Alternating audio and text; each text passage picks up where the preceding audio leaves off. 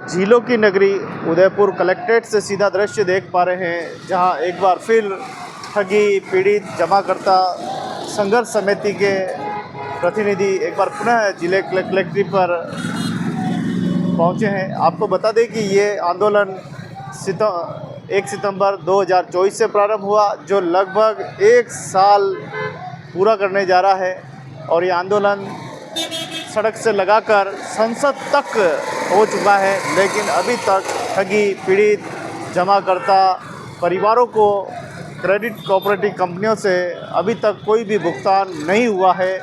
सारा पैसा सरकार ने संरक्षण कर रखा है, सरकार देने को तैयार नहीं है और दिया है तो कितना दिया है, ये भी हम निवेशकर्ताओं से बात करेंगे, इस संघर्ष समिति से बात करेंगे कि आखिर क्या कुछ अभी तक मामला चल रहा है। और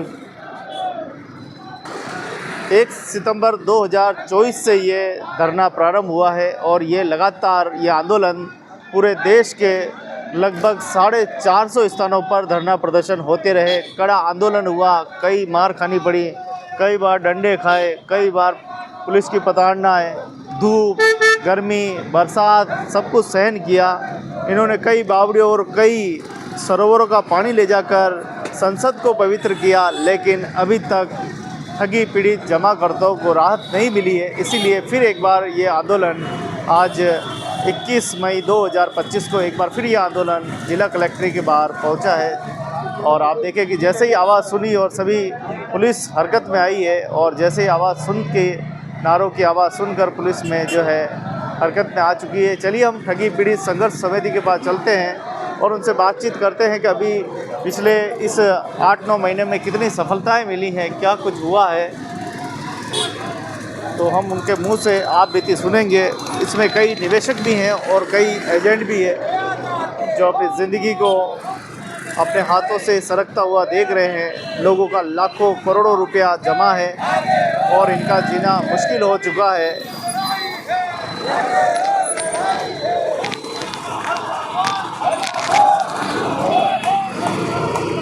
तो हल्ला बोल के सिवा कुछ भी नहीं है। अब जो भी बोलना है इस कलेक्ट्रेट के सामने पिछले ये 8-9 महीने से इसी प्रकार से हल्ला बोल ही चल रहा है। अभी तक कोई बड़ी राहत नहीं मिली है।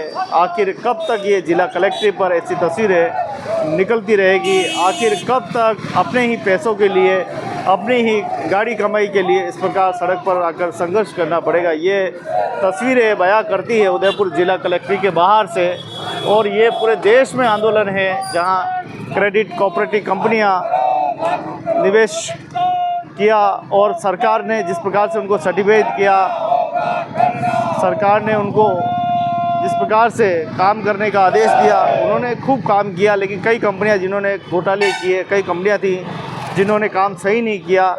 अचानक से कई लाखों कंपनियों के सरकार ने ताले लगा दिए और उसका परिणाम ये निकला कि हज़ारों लाखों कार्यकर्ता बेरोज़गार हो गए। और आज किस प्रकार से देखिए जिला कलेक्ट्रेट पर एक बार पुनः छोटे से दल में ये फिर पहुँचे और धीरे धीरे संख्या बढ़ रही है। आखिर क्या पैसा मिलेगा, क्या उम्मीद लेकर आए हैं? आप देखिए ऐसे ऐसे बुज़ुर्ग हैं जिनका पूरा जीवन समाज सेवा में निकला है। इन्होंने हमेशा पैसा लिया दिया और आज ऐसी स्थिति आ गई है कि वो पैसा फंसा हुआ है, वो पैसा का क्रेडिट कोऑपरेटिव कंपनियों में रुका हुआ है। सरकार ने अपने हाथ में ये पूरा बर्ड्स एक्ट कानून बना के हाथ में ली, लेकिन ये उड़ने वाला कानून अभी तक ज़मीन पर पहुंचा नहीं है। और सरकार कभी 10,000 के वादा करती है, कभी 50,000 का करती है। तो चिड़ियों को दाना डाले वैसे कभी कभी दाना डाल देते हैं, लेकिन अभी तक मोटा पैसा लोगों को नहीं मिला है। इनकी मेहनत की कमाई है और मेहनत की कमाई पर अभी तक कोई बड़ा निर्णय हुआ या नहीं हुआ है, इसके बारे में भी हम यहाँ सारे विशेषज्ञ हैं, एडवोकेट भी है, बड़े सीनियर है, उनसे हम बातचीत करेंगे कि आखिर क्या हुआ है। मेरी ओर से नमस्ते। हमारे रेलवे के राष्ट्रीय प्रवक्ता भाई पुरोहित साहब, हमारे राष्ट्रीय महासचिव भाई एडवोकेट साहब और तमाम हमारे ठगी पीड़ित साथी, जिला अध्यक्ष हमारे लालचंद जी मीणा साहब और यहाँ पधारे हुए तमाम तहसीलों के तहसील अध्यक्ष एवं कार्यकारिणी, आज हम कुछ नवीनता करने वाले हमारे संगठन में हमारे राष्ट्रीय संयोजक एवं संस्थापक परम आदरणीय मदन लाल जी आज़ाद साहब के निर्देशानुसार आज हम हमारे ज़िले में भाई श्री लालचंद जी जिला अध्यक्ष को हम क्रमोन्नत करके हमारे प्रदेश उपाध्यक्ष के रूप में मनोनीत करने की आज़ाद साहब के घोषणा के अनुसार मैं आज मनोनीत करने का आदेश करता हूं। इसी के साथ हमारे ज़िले का पद खाली हो रहा है, तो उसी को भरने के लिए हमारी बहन श्रीमती किरण देवी मीणा को खड़े हो जाए। जिला अध्यक्ष उदयपुर के लिए मनोनीत करने की घोषणा करता हूं।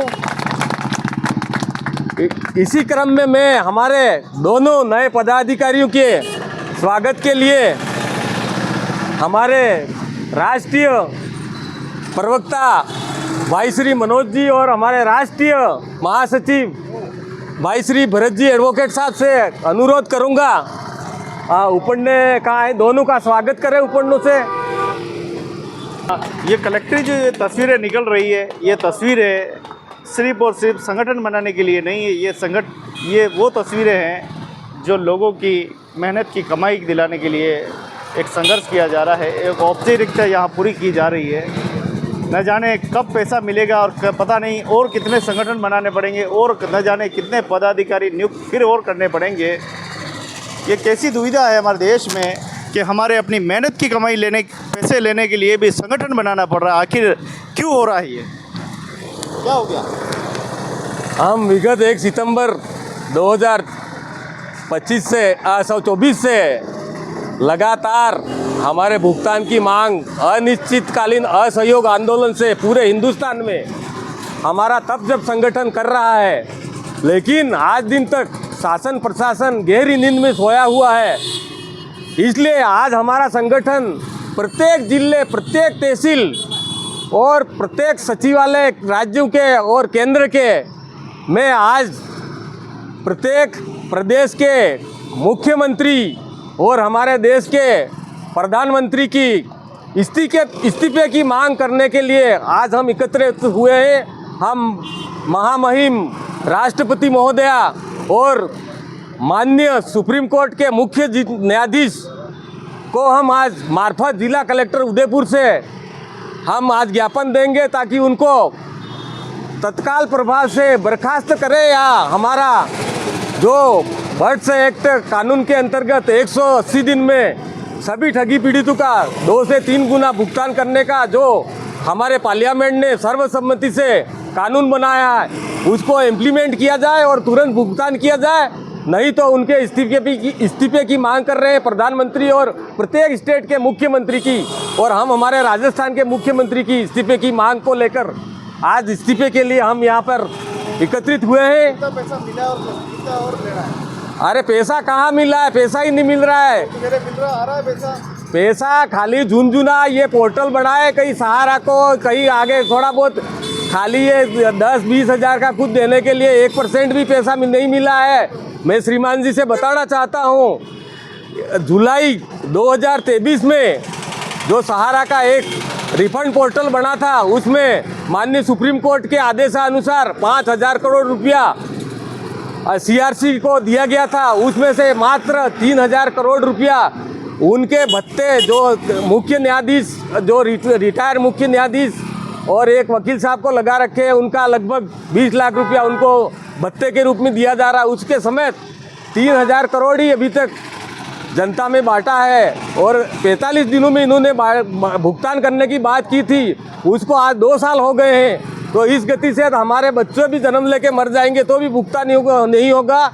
इसलिए हम आज प्रधानमंत्री और हमारे स्टेट के मुख्यमंत्री की इस्तीफे की मांग करते हैं। मुख्य न्यायाधीश हमारे सर्वोच्च न्यायालय, माननीय सर्वोच्च न्यायालय और महामहिम राष्ट्रपति महोदया से, और हमारे आगे की जो जानकारी है हमारे भाई श्री एडवोकेट भरत जी कुमावत साहब और हमारे राष्ट्रीय प्रवक्ता मनोज जी राजपुरोहित और हमारे नवनियुक्त राज्य के उपाध्यक्ष लालचंद जी मीणा और हमारे नवनियुक्त जिला अध्यक्ष बहन श्रीमती किरण देवी इस पे प्रकाश डालेंगे। तो आप देखिए कि उदयपुर जिला कलेक्ट्रेट पर आज ये बंसीलाल जी अपनी ने बात बताई है कि अभी तक 3000 करोड़ रुपए ही दिए हैं, जबकि लाखों करोड़ों में अभी तक निवेशकों को पैसा देना बाकी है।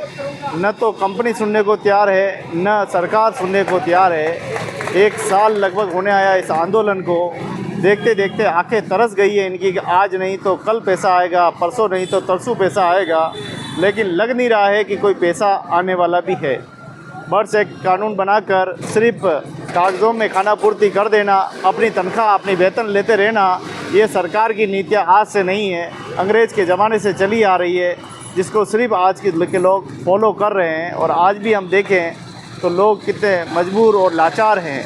हाथ से रोजी रोटी भी गई, इज्जत भी गई, और जो कुछ कमाया था वो भी गया। घर बार बिकने के कतार पे खड़े हुए हैं और इनकी गर्दन पंखे से लटक रही है। न जाने कब ज़िंदगी हाथ से निकल जाए, कौन कब परेशान करे, कोई भरोसा नहीं है। हज़ारों लाखों युवा अभी तक घर छोड़कर, परिवार छोड़कर बड़े शहरों में जा चुके हैं अपने परिवार सहित। कई लोग आत्महत्याएं कर चुके हैं कि आज नहीं तो कल पैसा मिलेगा, लेकिन उम्मीद हार कर कई कार्यकर्ता निराश हो चुके हैं, हताश। लेकिन फिर भी ठगी पीढ़ी जमातकर्ता ये संगठन ने आखिरी दम तक सांस भर रखी है। आखिरी दम तक इनका कहना है कि जब तक पैसा नहीं मिलेगा तब तक हम भी छोड़ने वाले नहीं हैं। मुझे तो ऐसा लगता है कि पीढ़ी दर पीढ़ी निकल जाएगी, फिर भी सरकार पैसा नहीं देगी। सरकार की मंशा ही नहीं, अगर देना होता तो बहुत पहले ही दे चुके होते और उन सभी परिवारों को राहत मिल गई होती। एक एक पैसा गरीब ने जुटाया कि मेरे घर बनाऊंगा, लड़की की शादी कराऊंगा, बुढ़ापे का सहारा किसी ने जोड़ा, लेकिन सारा पैसा जिस प्रकार से डकार गए अभी तक आने के कोई अते पते नहीं हैं।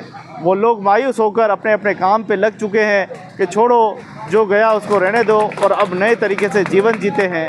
कोई ऑटो चला रहा है, कोई चाय की थड़ी पे काम कर रहा है, कोई होटलों में झाड़ू पोछे का काम कर रहा है, कोई किसी के यहाँ ड्राइवर की नौकरी कर रहा है, कोई सफाई कर्मचारी बन चुका है। ये सारे वो लोग हैं जो एक समय गांव की सबसे बड़ी मदद करने वाले थे। इनका नाम भामाशाहों में आता था, लेकिन आज इनका नाम गांव के सबसे बहिष्कृत लोगों में आता है। गांव के लोग देखते ही इनको पकड़ लेते हैं, इनको मारने के लिए दौड़ते हैं, पीटने के लिए दौड़ते हैं। लाओ हमारा पैसा लाओ, तुमने पैसा लिया, तुमने गारंटी ली थी। ये गारंटी देने वाले लोग आज इनकी खुद की गारंटी नहीं है। तो ये हालत आप देख सकते हैं कि जिला कलेक्ट्रेट पर 450 स्थानों पर एक साथ देश में धरने हुए, एक साथ आंदोलन हुए, लेकिन उसका परिणाम कुछ भी नहीं निकला। चंद पैसे बांट दिए गए, थोड़ी सी पैसे बांट कर सरकार ने वाहवाही लूट ली, कुछ लोगों को तैयार कर लिए कि तुम बोलो पैसा मिल गया, लेकिन हकीकत ये है कि अभी तक किसी को पैसा नहीं मिला है। आपके चैनल को नमस्कार। मेरा कांतिलाल मीणा, मैं ऋषभदेव तहसील का रहने वाला हूँ। मैंने साई प्रसाद में और सारा में आज से 10 साल पहले निवेश किया था पैसा, और मेरे परिवार में कोई पढ़ाई का काम आएगा, कोई मकान बनाने का काम आएगा, इस प्रकार से मेरे बीमारी में काम आएगा, इस प्रकार से मैंने पैसा एक एक करके इस कंपनी में जमा किया था। साई प्रसाद में जमा किया था, सारा में जमा किया था, और पैसा एक बार तो व्यवस्थित मिल गया। इसके बाद मैंने और विश्वास करके इस कंपनी में पैसा और डाल दिया। इसके बाद डालने के बाद आज मेरा पैसा फंस चुका है। उस पैसों के लिए मैं 2012 से आज तक सड़कों पे संघर्ष कर रहा हूँ, मांग कर रहा हूँ।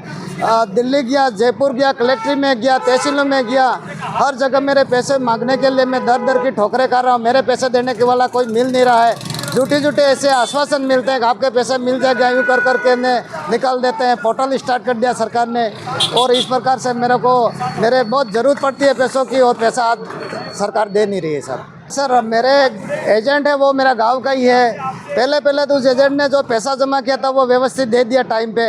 अब वो कंपनी ने बंद कर दिया और पैसा, अब एजेंट मेरा गांव का है, तो उस एजेंट से मैं पैसा कैसे लूँ? उसके पास मांगने जाता तो वो कहता है सेबी ने पैसा जब्त कर दिया, सरकार ने जब्त कर दिया। जब प्रॉपर्टी बिकेगी, जब होगा पैसा, जब कोर्ट का फाइनल होगा, उस समय मैच्योरिटी होगी, उस समय। अब मैं उस एजेंट के साथ मारपीट नहीं कर सकता हूँ, क्या करूँ? परिवार का है, उसको भी कुछ नहीं कर सकता हूँ। दोनों। हाँ सर, वो एजेंट है जो पहले से बेरोज़गार था और जिसका इस कंपनी बंद होने के बाद बेरोज़गार हो गया है। अब सभी एजेंट जाके उसके घर पे बैठ जाते हैं, वो सभी कस्टमरों का पैसा दे नहीं सकता है। इस प्रकार से कई बार तो वो उसने आत्महत्या करने के लिए दवाई खा लिया, कई बार सुसाइड करने के लिए कर दिया। अब हम कुछ दबाव डालते हैं तो वो मरने के लिए तैयार हो जाता है। इस प्रकार से हम बुरी कंडीशन में फंस गए हैं साहब। और हमें सरकार में कलेक्टर के माध्यम से, कलेक्टर के माध्यम से हम ये मैं आगे ये संदेश देना चाहता हूँ कि गवर्नमेंट ने कंपनी को लाइसेंस दिया था और कंपनी गवर्नमेंट ने ये किया था, तो और सरकार गवर्नमेंट ही लोगों का पैसा मैच्योरिटी करे, ये होंगे सर। तो आपने देखा, इस भाई का दर्द सुना, कैसे ये अपना पैसा निवेश करने के लिए उसने सोचा कि मैं अपनी बेटी की शादी, बेटों की शादी, शिक्षा में, मकान में काम में लूँगा। लेकिन आज ये भाई लगातार इन दफ्तरों के, इन व्यवस्थाओं के चक्कर काट रहा है। लेकिन अब ये जाए तो जाए कहाँ? ये हालत इस भाई की नहीं है, ये सारे तमाम उन लोगों की है जिनका पैसा आज फंसा हुआ है। ये तो धन्यवाद देंगे इन आंदोलनकारी को, जो इन्होंने थोड़ी हिम्मत दे रखी है, थोड़ी सबल बनाने के लिए, इनकी ताकत देने के लिए ये सामने आए हैं। ये कार्यकारिणी, राष्ट्रीय कार्यकारिणी तक बना चुके हैं इस पैसे लेने को लिए। ये कोई राजनीति नहीं करना चाहते, ये कोई राजनीति नहीं करना चाहते। इनका लक्ष्य सिर्फ लोगों को पैसा मिले, उनकी मेहनत की कमाई मिले, इसीलिए ये लोग खड़े हुए हैं। इन सभी का कोई पैसा बाकी नहीं, जो जितने भी आंदोलनकारी है, लेकिन ये एक मानवता के लिए खड़े हुए हैं। भारत सरकार को, राजस्थान सरकार को और देश की सरकारों को, देश की कोर्टों को, सुप्रीम कोर्टों को देखना चाहिए कि यहाँ लोगों की अभिव्यक्ति का कितना सत्यानाश हो रहा है। लोग दर दर की ठोकरें खा रहे हैं, लोग आत्महत्याएं कर रहे हैं, हज़ारों लाखों लोगों को आपने बेरोज़गार कर दिया, उनको सड़क पर लाके छोड़ दिया, गांव से उनका कनेक्शन कट गया है।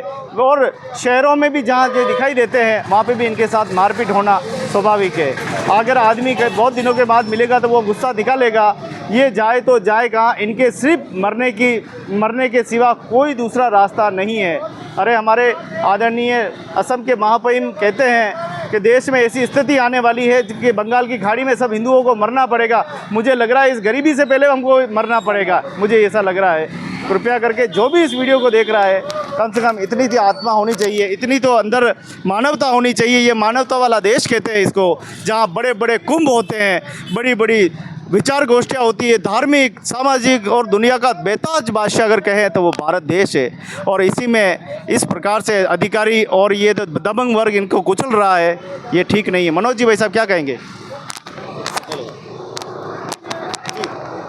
जब समाज के शीर्ष लोग ऐसी बातें करते हैं कि सबको मिलके हिंदुओं को या किसी भी जाति धर्म को बंगाल की खाड़ी में कूदना पड़ेगा, या फिर राष्ट्र के वो पदाधिकारी जो राष्ट्र निर्माण कर रहे हैं, चला रहे हैं, चलाने की एक अच्छी भूमिका निभा रहे हैं, वो जब विषय भटकाते हैं और ऐसे विषयों को कभी बंगाल की खाड़ी का विषय लाते हैं, कभी विषय लाते हैं कोई कार्रवाई का, उससे पीछे उत्तेजना का, क्यों विषय को इस तरीके से भटकाया जाता है? और विषय को ये नहीं समझा जाता है कि क्या खाली हमारे पास में एक ही विषय है धर्मों की लड़ाई? क्या हमारे पास एक ही विषय है पाकिस्तान? हमारी खुद की जो निजी समस्या है, लोगों की जो समाज की निजी समस्या है। आज यहाँ से लगभग ये 50-70 लोग हैं, ऋषभदेव से 100 किलोमीटर चल के आए, खेरवाड़ा से 100 किलोमीटर चल के आए। आज उनकी समस्या क्या है? उनकी समस्या सुनो, इसका मतलब उनकी समस्या सुने ही नहीं। हम तो वो उत्साह मना रहे, वो उत्साह मना, अरे वो उत्साह अपनी जगह पे है, समस्या अपनी जगह पे है।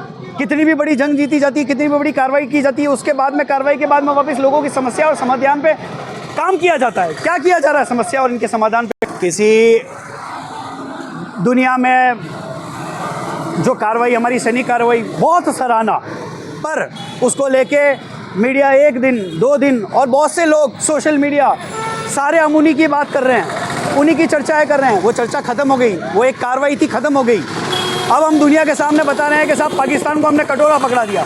अरे उसके कटोरे को छोड़ दो, उसको कटोरा, उसकी किस्मत, उसकी नीयत पकड़ाएगी। और उसके अलावा भी जो देश दुनिया में उसकी परिस्थिति हुई है, उसके बाद में वैसे ही वो बहुत उजागर हुआ है। आवश्यकता कहाँ है? आवश्यकता ये है कि जो ये कटोरा पकड़ के बैठे हुए हैं, इन लोगों को देखा जाए ना। फिर जो समाज में हमारे लोग हैं, जिन्हें बोलते हैं हम निम्न स्तर जब निवेशक बनता है और निवेशक जब पैसा लगाता है तो उसका ध्यान कौन रखेगा? सरकार और ये सिस्टम ही तो रखेगी। आर्थिक स्थिति को लेकर वादा किया जाता है कि उनकी आर्थिक स्थिति ये हो चुकी है, ठीक है, उनकी आर्थिक स्थिति और दूसरों की आर्थिक स्थिति को हम लोग दरकिनार करते हैं। हम यहाँ समाज में जो निर्माण कर रहे हैं, जो हम देश बना रहे हैं, उसके निर्माण कर रहे हैं, उसमें एक वर्ग ये भी है और ये आंदोलनकारी भी। 1 दिन 2 दिन मुझे देखते देखते आज 8 महीने 9 महीने होने आए। इन लोगों की परिस्थितियों को देखने का क्या अभी तक क्या कार्रवाई हुई है प्रशासन की, कहाँ तक पहुँचा है?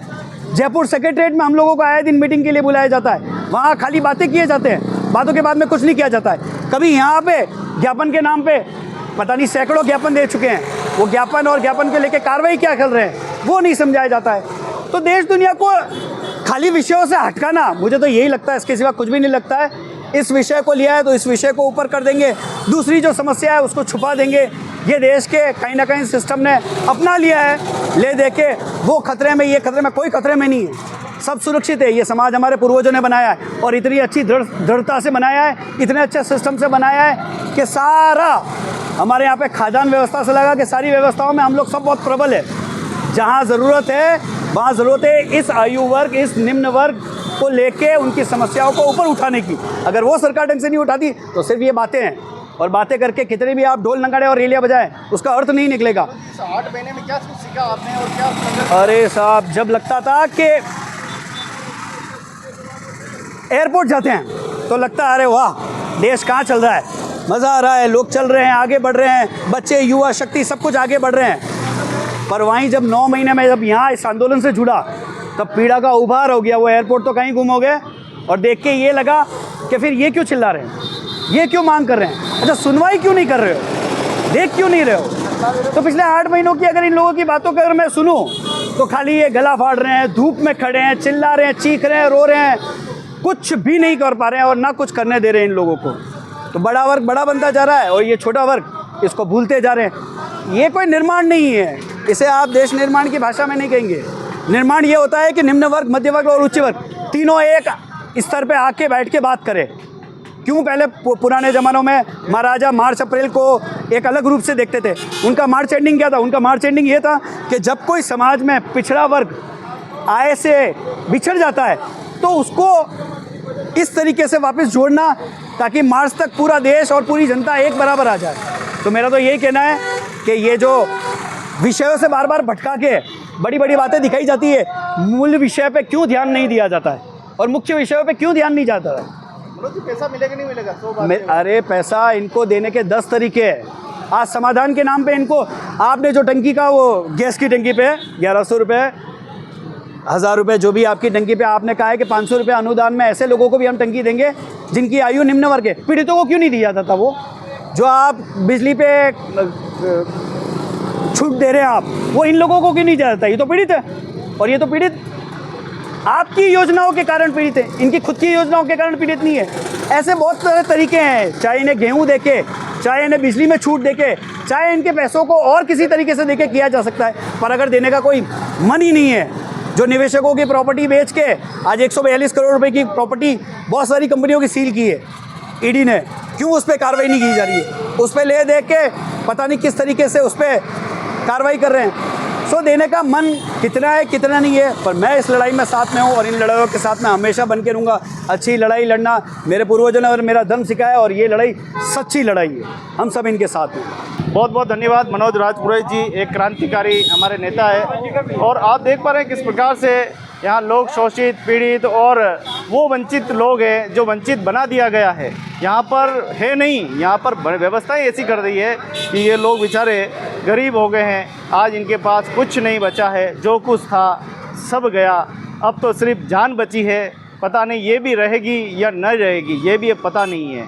लोग किस गली में, किस मोहल्ले में, किस नुक्कड़ पे पकड़ ले, गिरिबान पकड़ ले, मुक्कों से स्वागत करे, लातों से करे, कोई पता नहीं है। ये चेहरे, ये आंखें इंतज़ार कर रही है कि मुझे पैसा मिलेगा, आज नहीं तो कल मिलेगा। लेकिन सरकार ठस की मस नहीं हो रही है। सरकार ने कुछ भी अभी तक ऐसा निर्णय नहीं लिया जिससे जनता को फ़ायदा। आप अपने पूंजीपतियों का लाखों करोड़ों रुपए माफ़ कर देते हो, उनका लोन माफ़ कर देते हो। अरे हमारे इन गरीबों का मेहनत का पैसा क्यों नहीं दे देते?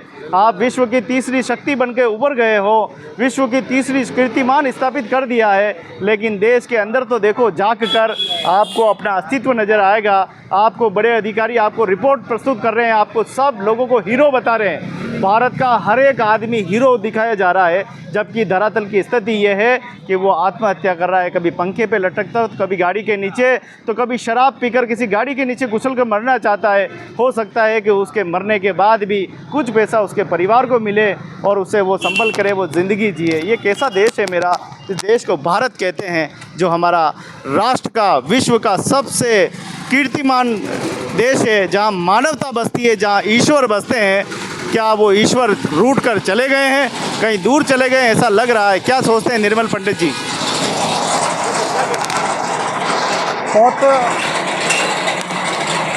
बहुत अच्छा सवाल किया आपने। और सबसे बड़ी बात मेरे को एक आश्चर्य की बात लगती है, जिला प्रशासन जो है वो एक रिपोर्ट बना करके कि भाई हमारे ज़िले में इस तरह से ठगी पीड़ित जो लोग हैं, ठगी पीड़ित धूप में, बरसात में, सर्दी में इतने टाइम से परेशान हो रहे हैं, और अगर इनमें से कोई मर जाएगा या मान लो कोई ऐसी कोई बीमारी का शिकार हो जाएगा तो उसका जिम्मेदार कौन होगा?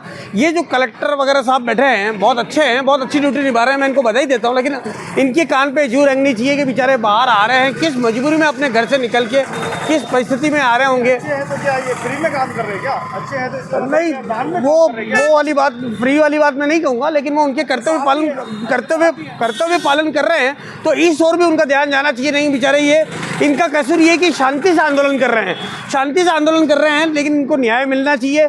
और सबसे बड़ी बात ये है कि कहीं ना कहीं मशीनरी जो है उनमें मिली भगत हुई है, वरना आज एक 10 रुपये का चोरी का माल खरीदता आदमी, उसको आप पकड़ के ले आते हो और इतनी बड़ी ठगी करके आदमी आराम से घूम रहे हैं, वो उनको तो आप पहुंच नहीं पा रहे हो।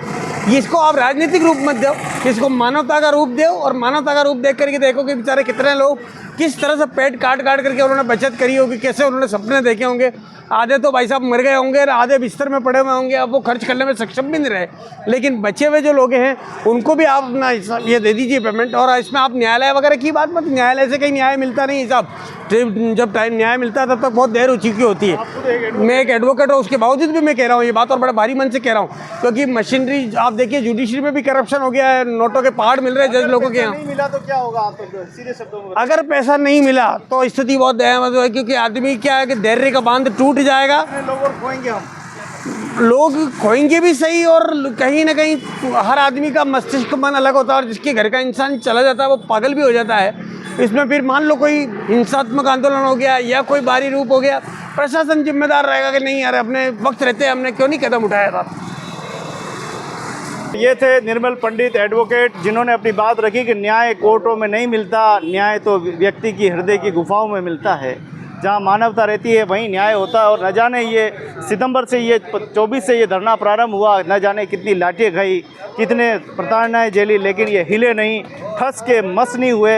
और आज इनमें से कई कार्यकर्ता तो आज बीमारी के कारण बेचारे बिस्तर में है। कई कार्यकर्ता अपनी रोजी रोटी चलाने के लिए इस उम्र में चौकीदारी कर रहे हैं। बुज़ुर्ग जिनके हाथ में हमेशा पैसे हुआ करते थे, आज उनके हाथ में लाठी पकड़वा दी इस सरकार ने। व्यवस्थाओं को कैसे चरमरा रही है, व्यवस्था चरमरा गई है, आप देख सकते हैं। मैं इस आंदोलनकारी के, आप नाम? जगदीश चंद्र जी से हम बातचीत करने वाले हैं, क्योंकि इस आंदोलन में बहुत बड़े सूत्रधार रहे हैं। और आप भी निवेशक रहे हैं या आप निवेशक भी हैं और एजेंट भी हैं? निवेशक हैं। अगर आपका पैसा नहीं मिला तो क्या होगा, आप तो ये बताइए। मैं सबसे पहले ये मेरा रिटायरमेंट का करीबन 25 लाख रुपया ऊपर है। किसमें डाला? ये आदर्श क्रेडिट सोसाइटी के नाम से जो सोसाइटी चलती उसमें मैंने निवेश किया था।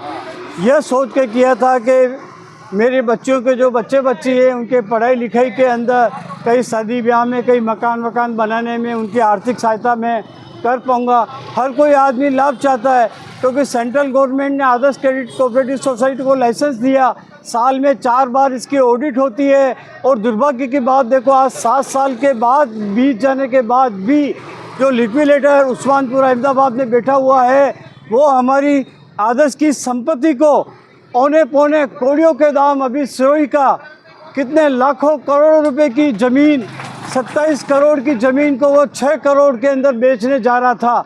सिरोही के लोगों ने आंदोलन किया और इस प्रकरण को सरकार के संज्ञान में लाए, नहीं मिला।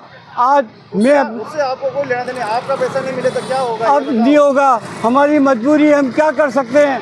हम ज़्यादा से ज़्यादा सरकार तक हमारी आवाज़ पहुंचा सकते हैं।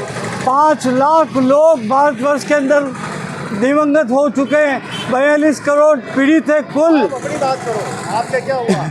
मेरी तो स्थिति क्या है? हम तो आज भैया हम तो आज 70 साल से ऊपर अपनी आयु क्रॉस कर चुके हैं। सरकार भला मानसा दे दे तो वे हमारे बच्चों बच्ची के पढ़ाई लिखाई के अंदर उनके शादी बच्चों के बच्चे उनके शादी ब्याह में एक काम आएगा।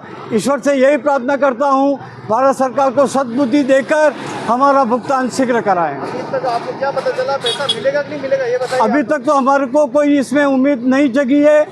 कारण ये कि भले ही पूरे भारतवर्ष के अंदर आंदोलन चल रहा है, लेकिन जो आम निवेशक है जो सड़क पर आना चाहिए वो अभी 80% घरों में बैठा हुआ है।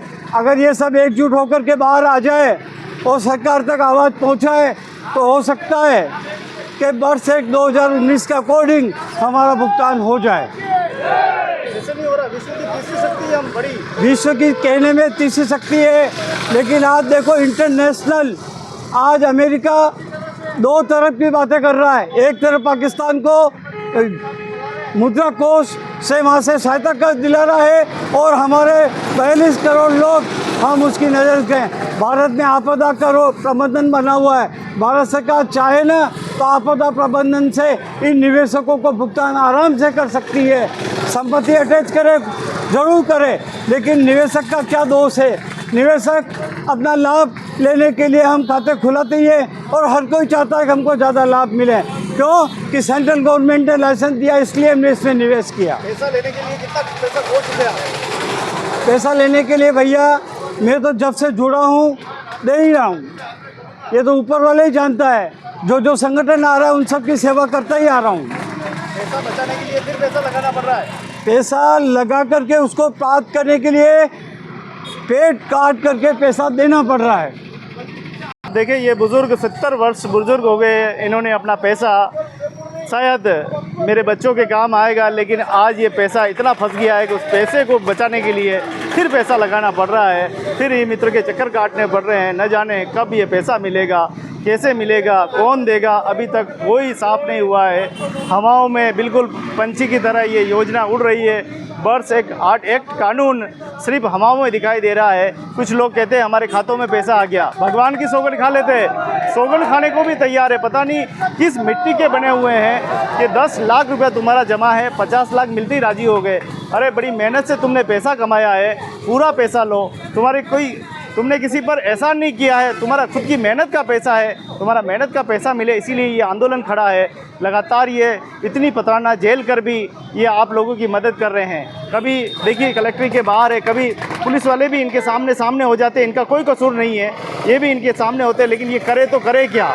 एक तरफ सरकार की पॉलिसी का ध्यान रखना पड़ता है, सरकार के अनुशासन का ध्यान रखना पड़ता है, उसमें इनको उठाना भी पड़ता है, कभी इनको यहाँ से खदेड़ना भी पड़ता है। इनकी मजबूरी है, लाचारी है, लेकिन देश की सरकारों को ये देखना चाहिए कि इनका भुगतान करे, शीघ्र नीतियाँ बनाए। और बर्ड से कानून जो अभी 2 साल से अभी उड़ ही रहा है, अभी ज़मीन पे पहुँचा ही नहीं है, लेकिन पाकिस्तान के वो तोते ज़रूर पहुँच गए, वो जो कबूतर का रूप लेके।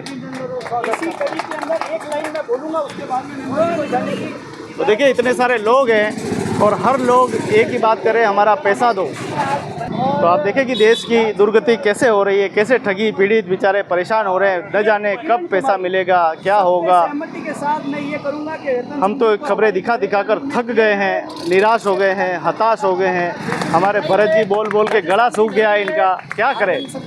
लाल जी भाई साहब देखो, यहाँ जब आए थे, जब निम्न पद थे, आज ये प्रदेश कार्यकारिणी में पहुँच गए, लेकिन पैसा नहीं मिला। हमारे बंसी लाल जी है, ये जिलाध्यक्ष बन के आए थे, आज राष्ट्रीय पद पे पहुँच गए, लेकिन पैसा नहीं मिला। तो यहाँ सारे न जाने ये इनकलाब कितने और करने पड़ेंगे। ये देखिए ऐसे ऐसे बुजुर्ग है जो यहाँ रात दिन सोते रहे। आप बताओ नाम क्या आपका? रघुवीर बगलौत झाड़ोल से तहसील अध्यक्ष। आपके एजेंट थे? हाँ मैं भी एजेंट था। और क्या हो गई ये बताओ। हालत बहुत ख़राब हो गई है, पब्लिक घर पे सोने नहीं दे रही है, रात दिन परेशान हो रहे हैं। और ऐसा कोई दिन नहीं आया जिस दिन लोगों की गालियाँ नहीं खाई है। और आज मरने जैसी स्थिति हो गई है, लोग घर पे आके परेशान कर रहे हैं और पैसा मिल नहीं रहा है। और व्यक्तिगत बताए क्या बताना से गुजर रहे हो आप? रात दिन बहुत बड़ी समस्या हो रही है मेरे सामने। बहुत सारे लोग जो जिन जिन लोगों ने पैसा जमा करा है वो रात दिन फ़ोन करते हैं, गाली गलौज करते हैं।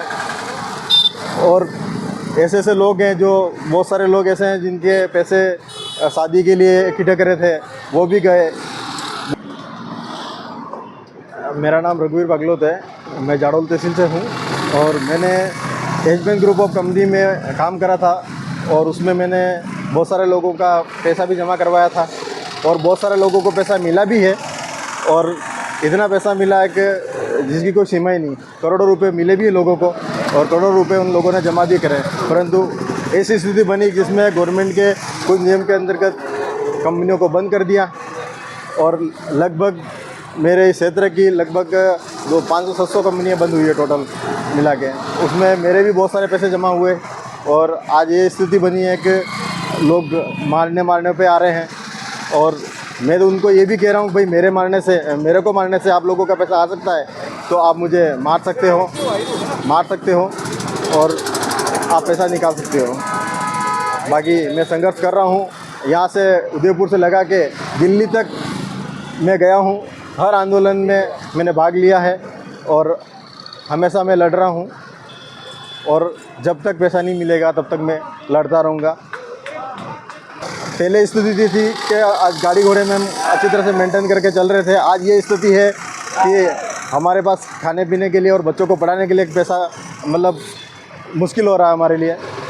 ये हर त्यौहार पे ऐसा हर व्यक्ति कोई न कोई तैयार रहता है तो हमारा मनोबल गिरा देता है, हमारे को बाहर घूमने की स्थिति नहीं रहती है, कोई मारने के लिए दौड़ता है, कोई गाली गलौज करता है, हर प्रकार से हमें डिस्टर्ब कर रखा है।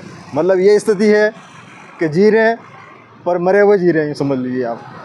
मेरे सामने इस प्रकार की स्थिति है कि जैसे मैं कहीं होटल पे जाके खड़ा हूँ तो वहाँ पे भी ऐसी स्थिति बनती है, 5-10 लोग मेरे कुछ कस्टमर लोग आ जाते हैं तो उनको भी मुझे चाय पिलाना पड़ता है और चाय नहीं पिलाया ऐसी स्थिति और उनसे व्यवहार नहीं बनाया के रखा तो वो लोग हमको परेशान कर रहे थे। तो उनको चाय पिलाने का पैसा तक हमारे पास नहीं है तो लोगों को चाय पिलाए कैसे पिलाएं, ये स्थिति मेरे सामने बन रही है और बहुत दुखी हो गया हूँ।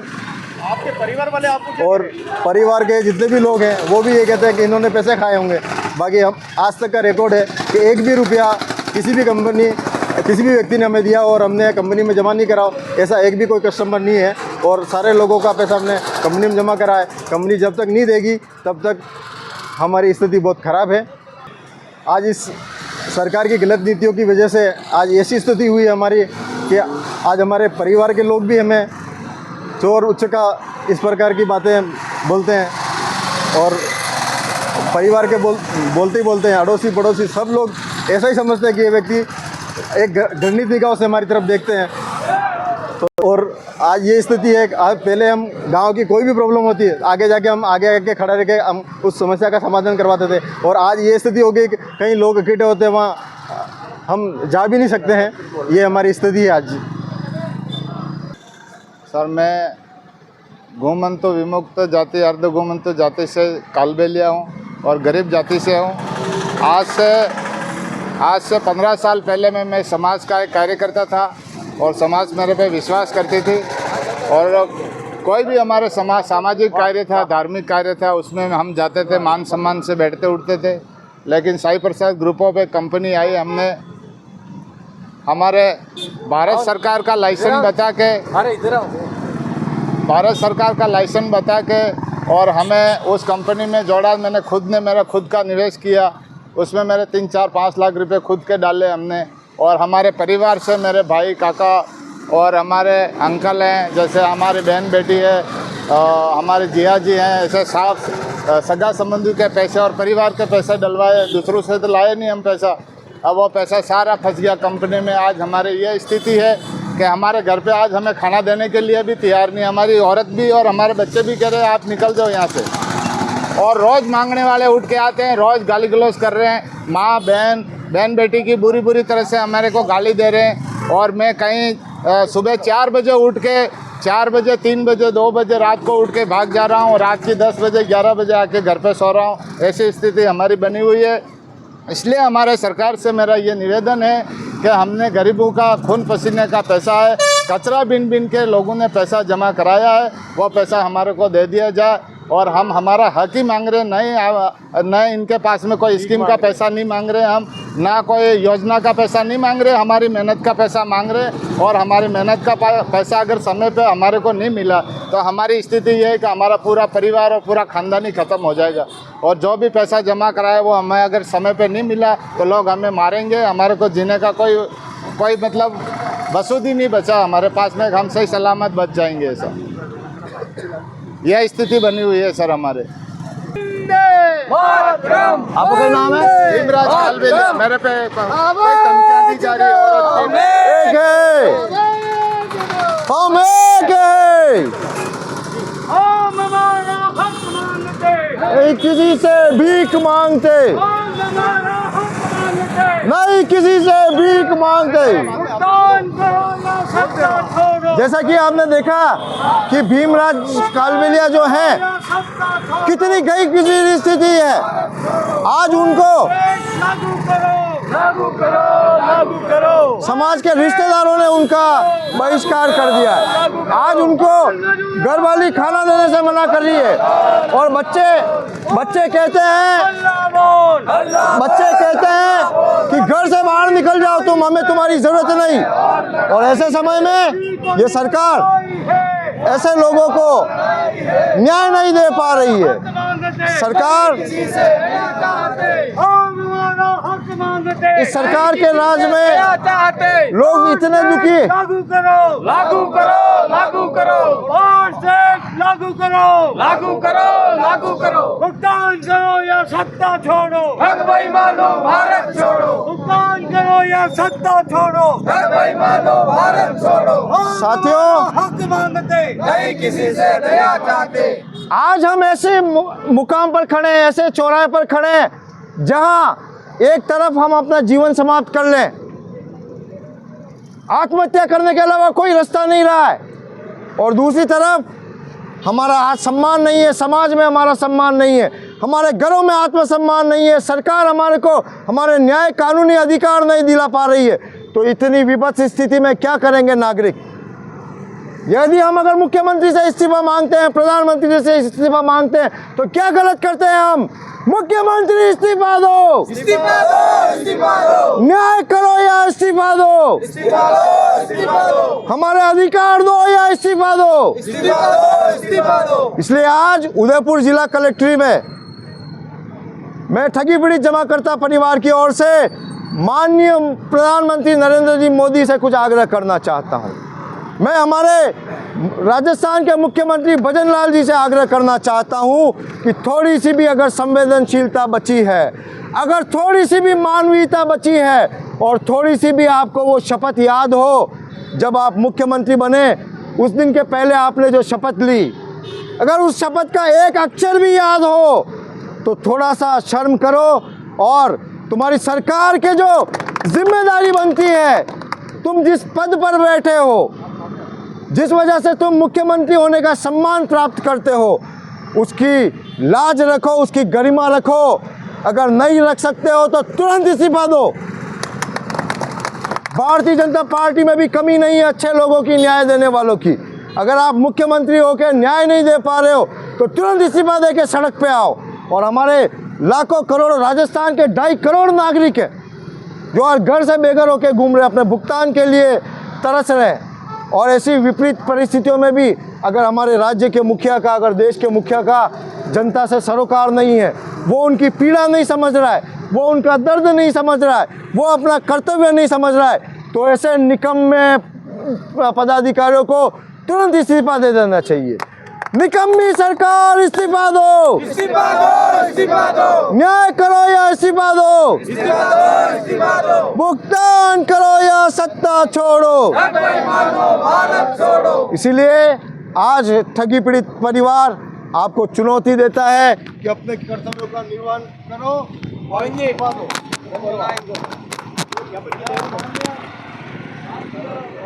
तो आप देख पा रहे हैं किस प्रकार से आज ठगी पीड़ित जमाकर्ता ये संगठन फिर एक बार आज 21 मई 2025 को जिला कलेक्ट्रेट पर पहुंचे हैं।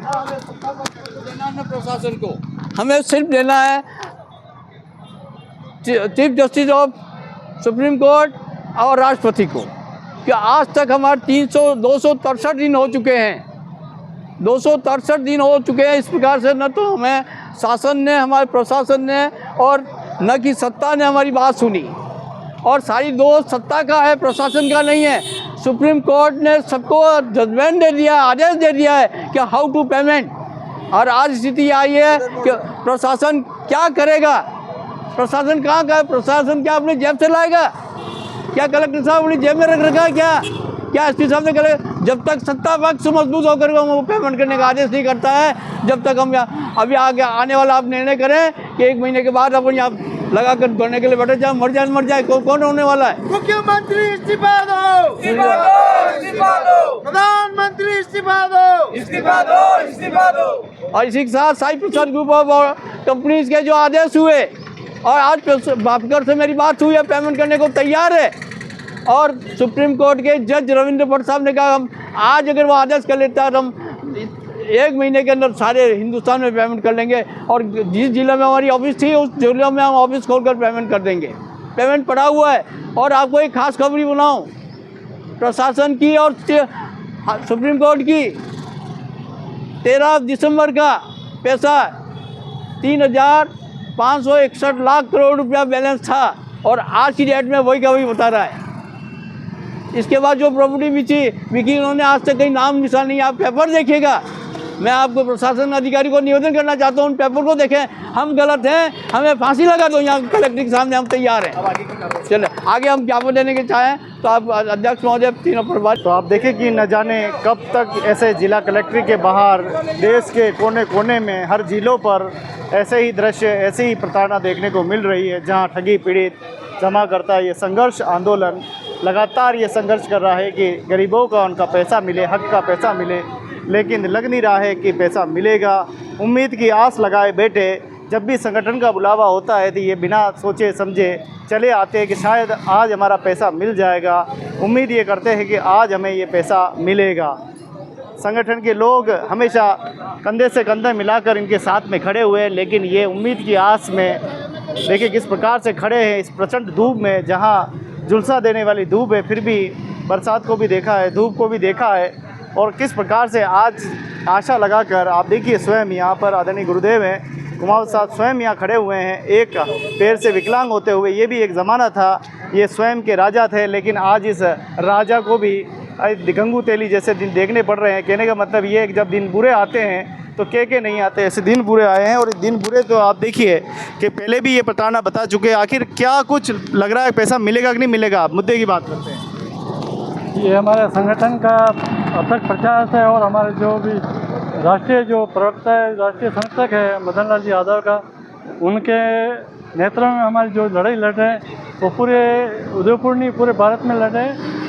हमें पूरा विश्वास है कि हमारा पैसा हमें मिलेगा, और लोगों को हम उसका आश्वासन के अनुसार उनको पैसा दिलाने का पूरा प्रयास है। बोल रहे खाली अपने मन को समझा रहे हो?